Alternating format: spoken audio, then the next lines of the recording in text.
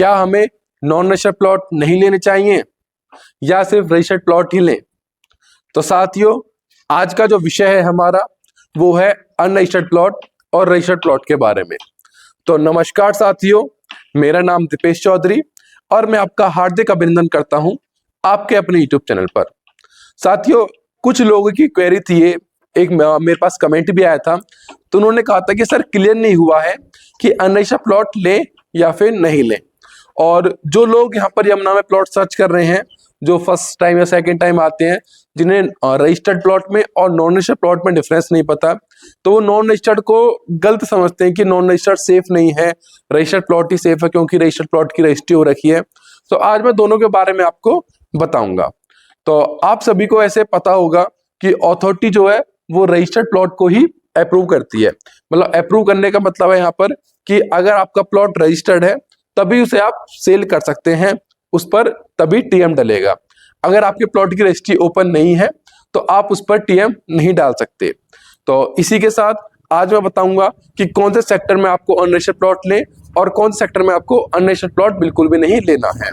तो बेसिकली हमारे यहाँ पर 5 रीजन सेक्टर्स हैं: सेक्टर 16, सेक्टर 17, सेक्टर 18, सेक्टर 20 और सेक्टर 22D। अब सेक्टर 16 जो है वो हाल ही के अभी जो अक्टूबर सितंबर में जो अलॉटमेंट आई थी वो तब की अलॉटमेंट है। सेक्टर 17 जो है वो 2016-2017 की अलॉटमेंट है। सेक्टर 22D भी 2016 की अलॉटमेंट है और सेक्टर 18 और सेक्टर 20 वो 2009 की अलॉटमेंट है। तो अथॉरिटी ने ये क्लियर किया, कहा गया है कि पहले आपको अपने प्लॉट की रजिस्ट्री करानी पड़ेगी अथॉरिटी से, उसके बाद ही आप अपने प्लॉट को रिसेल कर सकते हो। लेकिन ऐसी क्या वजह है कि सेक्टर 18 और सेक्टर 20 में विदाउट रजिस्ट्री के भी प्लॉट सेल हो जाते हैं, उन पे भी टीएम लग जाता है? तो इसी के ऊपर आज हम इस पर गहराई से चर्चा करेंगे।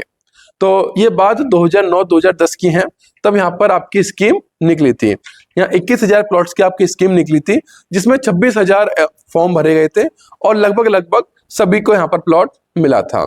उसके बाद अथॉरिटी ने ये क्लियर कहा था कि हम आपको 3 साल के अंदर अंदर परेशान दे देंगे। और फिर 10-11-12 के समथिंग में यहाँ पर मार्केट अप भी हुई थी। यहाँ पर 20 से 30 लाख का प्रीमियम भी आया था, यानी कि मार्केट हाइप में रही थी। लेकिन 2012 के बाद जैसी गवर्नमेंट चेंज होती है, तुरंत यहाँ से लोगों का ध्यान बिल्कुल हट जाता है। और जब सरकार ने भी यहाँ पर काम नहीं किया, अथॉरिटी को फंडिंग नहीं करी, तो अथॉरिटी ने भी यहाँ पर कुछ भी कार्य नहीं किया, नहीं किसानों को मुआवजा दिया। फिर उसके बाद किसानों ने भी आंदोलन किया कि हमारा मुआवजा बढ़ाओ, तो सरकार ने किसी की भी नहीं सुनी, जिसके तहत ये प्रोजेक्ट जो अथॉरिटी ने कहा था कि 3 साल में हम आपको पेंशन दे देंगे, वो टाइम खिंच के 5 साल, 7 साल, 8 साल, 10 साल हो गया।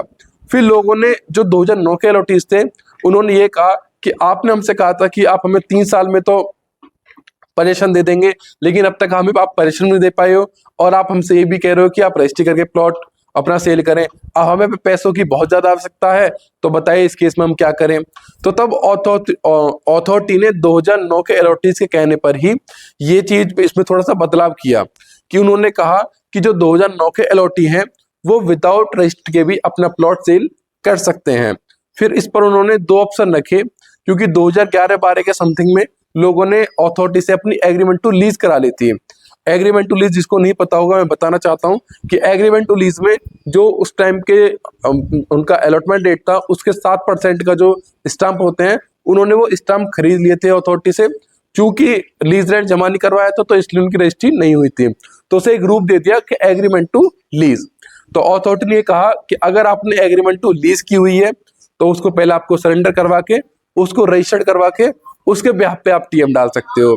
अगर एग्रीमेंट टू लीज आपका नहीं किया हुआ तो एक एग्रीमेंट टू सेल बनेगा आपके और बायर के नाम पर, जिसे रजिस्टर ऑफिस में रजिस्टर्ड करके आप उसके ब्याह पे टीएम डाल सकते हो। तो ये सिर्फ 2009 के एलओटीज के लिए है कि वो अपना नॉन रजिस्टर्ड प्लॉट भी मार्केट में सेल कर सकते हैं।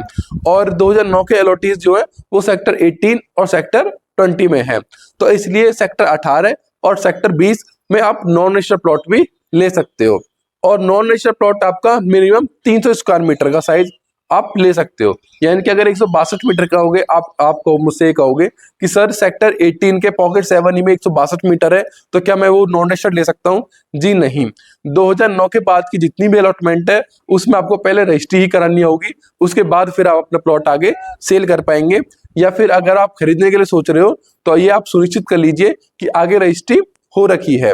सेम ऐसे ही अब उस सेक्टर 16 में है। सेक्टर 16 में अभी अलॉटमेंट निकली है, बहुत सारे जिनके प्लॉट निकले हैं वो आगे अपना प्लॉट सेल भी कर रहे हैं, लेकिन उसमें भी आपका रजिस्ट्री नहीं हुई है, यानी कि वो नॉन रजिस्टर्ड है और एग्रीमेंट टू सेल के बिहाफ पे ही आप उस प्लॉट को ले पाएंगे। देखो मैं 100% नहीं कहूंगा कि वो बिल्कुल ठीक है, वो आपकी कॉल है। अगर आपको चीज अच्छी लग रही है तो आप ले सकते हो, मैं इस बारे में आपसे ज्यादा कुछ नहीं कहूंगा। हो सकता है कि आपको वाजिब रेट में वो चीज मिल रही हो तो आप ले रहे हैं, आप ले सकते हैं। बस मैं आपको ये बताना चाहता था कि नॉन रजिस्टर्ड प्लॉट कहाँ पर आपको नहीं लेना है। सेक्टर 16, सेक्टर 17, सेक्टर 22D, यहाँ पर छोटे साइज के प्लॉट है और वो आप प्लॉट रजिस्टर्ड करवा के ही लीजिए। सेक्टर 18 में, सेक्टर 20 में जो 300 स्क्वायर मीटर का साइज है उससे बड़ा बड़ा साइज आप नॉन रजिस्टर्ड ले सकते हैं। 300 square metre, 500 square metre, 1000 square metre, 2000 square metre और 4000 स्क्वायर मीटर, ये साइज आप नॉन रजिस्टर्ड ले सकते हो। फिर कुछ लोगों का ये भी आता है कि सर नॉन रजिस्टर्ड प्लॉट है ना, उसमें डिस्प्यूट होने के चांसेस ज्यादा होते हैं, और रजिस्टर्ड एक बार प्लॉट रजिस्टर्ड होगा अथॉरिटी तरफ से तो इसका मतलब है कि उसमें कोई भी डिस्प्यूट नहीं है, तो क्यों ना हम रजिस्टर्ड ऑप्शन ज्यादा देखें। तो इस बीच फिर एक चीज और आती है कि अगर मान के चलिए एक सेम पॉकेट है, एक में रजिस्टर्ड प्लॉट है और उसमें नॉन रजिस्टर्ड प्लॉट है, उसमें आप रजिस्टर्ड प्लॉट ले लेते हैं और जो नॉन रजिस्टर्ड है उसमें थोड़ा सा डिस्प्यूट है, तो क्या सर आपका वहां पर जो थोड़ा सा डिस्प्यूट है उसके चक्कर में आपका प्लॉट क्लियर हो पाएगा? क्या आपका जो जिस पॉकेट में आप प्लॉट ले रहे हो, जिस सेक्टर में प्लॉट ले रहे हो, क्या उस सेक्टर में उसका एप्रिसिएशन हो पाएगा? सेम अगर आप इसी चीज पर हो तो एक चीज उठा के देखिए, जो SGS NRI सिटी है, जब हम यमुना एक्सप्रेसवे की सर्विस रोड से आते हैं तो हमें लेफ्ट हैंड पर जो प्रोजेक्ट दिखता है बिल्कुल यमुना एक्सप्रेसवे से सटा हुआ, ईस्टर्न पेरिफेरी के बिल्कुल नजदीक, वहां पर क्या है, वहां पर भी सेम ही है। वहां पर 50% प्लॉट जो है वो बिल्कुल रजिस्टर्ड है, कोई डिस्प्यूट नहीं है, लेकिन 50% प्लॉट वहां पर डिस्प्यूट में है। तो क्या इतनी अच्छी लोकेशन होने के बावजूद भी SGS NRI सिटी वहां पर लोगों की डिमांड क्यों नहीं है? क्यों? क्योंकि वहां पर डिस्प्यूट है। अगर कुछ की कहीं भी किसी भी चीज में डिस्प्यूट होगा तो उसके पूरे प्रोजेक्ट पर इफेक्ट पड़ेगा। अब यहाँ पर अथॉरिटी किसी पॉकेट में अगर ऐसा छोड़ देती है तो पूरा का पूरा दाग जो लगेगा वो अथॉरिटी के ऊपर लगेगा, और अथॉरिटी अपने ऊपर दाग बिल्कुल भी लगवाना नहीं चाहेगी। वो प्लॉट, कोई भी प्लॉट ऐसा नहीं छोड़ेगी जिसमें कोई भी डिस्प्यूट होगा। थोड़ा समय ज्यादा लगेगा, 1 वर्ष से 1.5 वर्ष या 2 वर्ष का समय ज्यादा लग जाएगा, लेकिन अथॉरिटी किसी भी प्रोजेक्ट को अपना को बेकार नहीं छोड़े, मतलब बेकार नहीं करेगी। कि आप मान के चलिए आई पॉकेट में इधर थोड़ा सा जो 100 नंबर 98 नंबर पार्क है, यहाँ पर आपकी थोड़ा सा डिस्प्यूट चल रहा है, तो क्या अथॉरिटी से छोड़ देगी? उसका जो फर्क है वो और प्लॉट में नहीं पड़ेगा, जो उसके आसपास की जो प्लॉट है उन पर भी तो उसका फर्क पड़ेगा कि भाई एक तरफ तो खेती हो रही है, एक तरफ लोग रह रहे हैं। तो जो आज आई पॉकेट डिमांड में है, अगर 3 साल बाद या 4 साल बाद सेम इसमें डिस्प्यूट रहता है तो आई पॉकेट से लोग बचेंगे। लोग कहेंगे कि सर आप आई पॉकेट में प्लॉट मत दिलवाइए, हम किसी और पॉकेट में ले लेंगे जिसमें कोई भी डिस्प्यूट ना हो। तो आप सुनिश्चित होकर अनरजिस्टर्ड प्लॉट ले सकते हैं।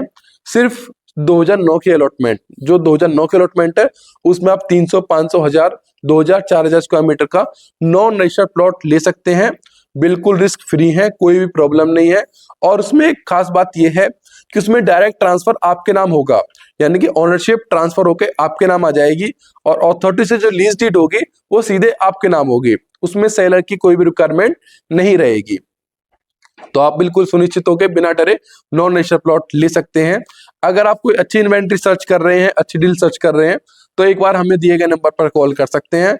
मैं आपकी हर उसकी कोशिश करने की मतलब जो भी क्वेरी होगी उसको सॉल्व करने की कोशिश करूंगा।